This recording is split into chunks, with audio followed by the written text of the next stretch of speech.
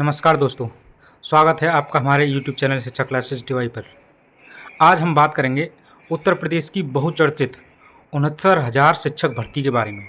एक ऐसा मुद्दा जो लाखों युवाओं के भविष्य से जुड़ा हुआ है और बहुत लंबे समय से विवादों और राजनीति का केंद्र बना हुआ है। तो वीडियो को अंत तक जरूर देखिएगा, क्योंकि हम आपको बताएंगे कि अब तक क्या हुआ है, योगी सरकार का ताज़ा बयान क्या आया है और कोर्ट की स्थिति और आगे की रणनीति क्या हो सकती है, हम सभी जानेंगे इस वीडियो के अंदर। उससे पहले आपसे एक गुजारिश है कि आपको ये वीडियो पसंद आए तो हमारी वीडियो को लाइक, शेयर और हमारे चैनल को सब्सक्राइब जरूर करें, क्योंकि आने वाली जो नई वीडियो है उसकी नोटिफिकेशन आप तक सबसे पहले पहुँचे। स्टार्ट करते हैं वीडियो। तो सबसे पहले जानते हैं कि भर्ती की पृष्ठभूमि क्या थी। सबसे पहले जानते हैं कि जो 69,000 शिक्षक भर्ती है वो सन 2018 में आया था विज्ञापन, और उसके द्वारा 69,000 भर्तियों पर सहायक अध्यापकों की क्या होनी थी, नियुक्ति होनी थी। लेकिन जनवरी 2019 में इसकी परीक्षा हुई और उसका रिजल्ट भी आ गया, लेकिन कट ऑफ को लेकर हो गया जो सारा विवाद। और विवाद क्या था कि विवाद था सरकार ने कट ऑफ रखे वो 40 से 45% के आसपास ही रही। तो ये थी टोटल पृष्ठभूमि। अब जानते हैं कि आगे की कानूनी लड़ाई कहाँ तक पहुँची। तो ये लड़ाई, इस लड़ाई में सबसे पहले कि कट ऑफ पर विवाद हुआ और उसके चलते मामला पहुंच गया कोर्ट। पहले इलाहाबाद कोर्ट पहुंचता है, उसके बाद सुप्रीम कोर्ट। लेकिन दोनों जगह जो मामला है वो लंबा खींचा जाता है।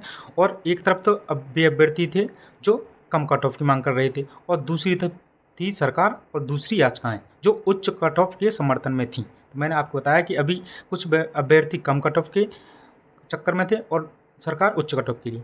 इसी बीच सरकार क्या करती है, अपने ऊपर से पल्ला झाड़ने के लिए कुछ छात्रों को अंतरिम नियुक्ति दिलवा देती है, और कुछ छात्र इससे अलग हो जाते हैं, जिससे कि जो आंदोलन कर रहे छात्र हैं उनका आंदोलन कमज़ोर पड़ जाए। लेकिन अभी भी कुछ चयन के लिए वंचित रह गए और ये लड़ाई ऐसे ही आगे चलती रही। फिर आया वर्तमान हालत। अब वर्तमान हालत क्या है इसकी, तो वर्तमान में जो इसकी हालत है वो उम्मीदवार इस प्रक्रिया में जो भाग ले चुके हैं वो कई अन्य फैसलों के चक्कर में आकर इसे और पेचीदा बना दिया गया है। किसके द्वारा? गवर्नमेंट के द्वारा। और इसमें सबसे पहला एक है EWS आरक्षण। अब जो नया आरक्षण है EWS इकोनॉमिक वीकर जो सेक्शन है उसका आरक्षण पर विवाद है। दूसरा दस्तावेज अपलोडिंग की समय सीमा पर विवाद है। और तीसरा है स्कूल में शिक्षक जो छात्र अनुपात है, योगी सरकार का जो नया दिशा निर्देश दिया गया है उसमें। अब हम जानेंगे इनको तीनों को एक एक करने के बाद। ठीक है, हाई कोर्ट का फैसला आता है और इस हाई कोर्ट के फैसले में 13 मई सन 2025 को इलाहाबाद हाई कोर्ट ने एक फैसला सुनाया कि जो शिक्षक भर्ती है उस शिक्षक भर्ती में EWS जो कोटा है वो लागू नहीं होगा। क्यों नहीं लागू होगा? क्योंकि जो EWS इकोनॉमिक वीकर जो सेक्शन बना था आरक्षण के लिए, ये उस भर्ती के बाद बना था। इस कारण से ये नियम बताया कि ये नियम बाद में आया है, और इस नियम बाद में आने के कारण जो EWS अभ्यर्थी हैं इस भर्ती में उनको कोई लाभ नहीं मिलेगा, अर्थात उनको जो आरक्षण की सुविधा है वो नहीं मिलेगी। हमारे ये इलाहाबाद हाईकोर्ट के द्वारा अभी फैसला दिया गया, कब? 13 मई सन 2025 को।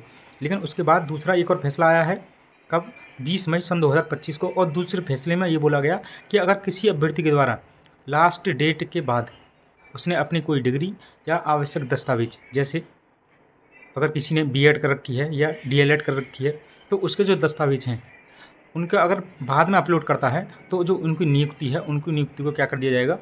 नियुक्ति को रद्द कर दिया जाएगा। कोर्ट ने कहा कि जो नियम है वो सबके लिए बराबर होगा, चाहे वो OBC से हो या SC से हो। ठीक है, सबके लिए बराबर रहेगा। ठीक, ये किसका मानना है? ये है हाई कोर्ट का मानना। आगे योगी आदित्यनाथ के द्वारा इस बयान के बाद, जो योगी आदित्यनाथ ने बयान दिया उसके बाद भी उन्होंने लखनऊ में क्या बुलाया? एक समीक्षा बैठक बुलाई, और उन्होंने बताया कि हर स्कूल में शिक्षक और जो छात्र का अनुपात है उसमें सख्ती से पालन किया जाएगा। आरक्षण केवल उन्हीं वर्गों को मिलेगा जो इनके लिए बनाया गया है या जो इसके हकदार हैं। किसी के साथ अन्याय नहीं होगा। लेकिन आज भी हम और आप जैसे शिक्षक नहीं, अभ्यर्थी जो अभी हैं, बनने वाले जो भविष्य के शिक्षक हैं, वो आज भी इको गार्डन लखनऊ में धरना प्रदर्शन दे रहे हैं। किसकी वजह से? योगी आदित्यनाथ या यूपी सरकार की वजह से। ठीक है, आगे योगी आदित्यनाथ ने और अपने बयान में क्या बोला? उन्होंने बोला कि गुणवत्ता जो शिक्षा है हमारा लक्ष्य है। हमारा लक्ष्य क्या है? इन्होंने बताया कि हमारा लक्ष्य है गुणवत्ता शिक्षा, और हर स्कूल में शिक्षक जल्द ही क्या किए जाएंगे? तैनात। इनका मुख्य उद्देश्य था कि स्कूल जो चलो अभियान है उसको सफल बनाना, और दूसरा था ऑपरेशन जो कायाकल्प है उसके तहत स्कूलों को सुधारना। ऑपरेशन कायाकल्प का मतलब है जो भी स्कूल गवर्नमेंट स्कूल प्राइमरी बनी हुए हैं उनके मैनेजमेंट या उनके इंफ्रास्ट्रक्चर को सुधारना। जैसे कहीं बाथरूम नहीं है, कहीं टॉयलेट नहीं है और कहीं बिल्डिंग नहीं है, तो उनको सुधारना। और उन्होंने बोला कि जो आरक्षण के जो नियम हैं उनमें संवैधानिक पालन किया जाएगा, अर्थात EWS कोटे को अभी आरक्षण नहीं दिया जाएगा, इनका बयान में ये कहा गया है। लेकिन छात्रों की क्या मांग है? छात्रों की मांग है कि जो अभ्यर्थी हैं उनकी मांग है कि कट ऑफ को संशोधित किया जाना चाहिए। अभी भी अभ्यर्थियों की ये मांग बनी हुई है। और बचे हुए जो पद हैं उन पर पुनः नियुक्ति की प्रक्रिया, मैंने बताया था शुरुआत में कि जो गवर्नमेंट है उसने अपने आप को बचाने के लिए कुछ व्यक्तियों की या कुछ अभ्यर्थियों की नियुक्ति करा दी गई थी, लेकिन कुछ अभी प्रक्रिया भर्ती बाकी है। उन्होंने तो जो मांग है छात्र हैं उनकी, छात्रों की मांग है कि जो नई भर्ती है उसको पहले पुरानी अभ्यर्थी हैं उनको न्याय मिलना चाहिए, अर्थात जो पुरानी जो नियुक्ति है उनको पहले कंप्लीट करें, उसके बाद नई भर्ती दें।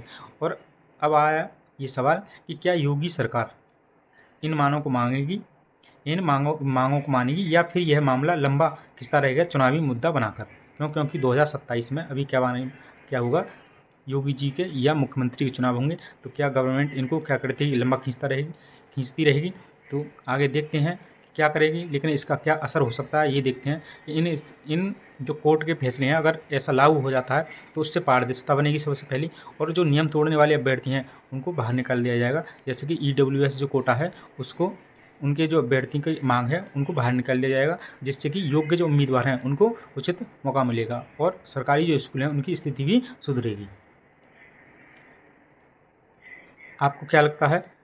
तो अपनी राय कमेंट बॉक्स में ज़रूर दें, जिससे कि जो इस आवाज़ को अन्य जो अभ्यर्थी हैं उन तक पहुँचे।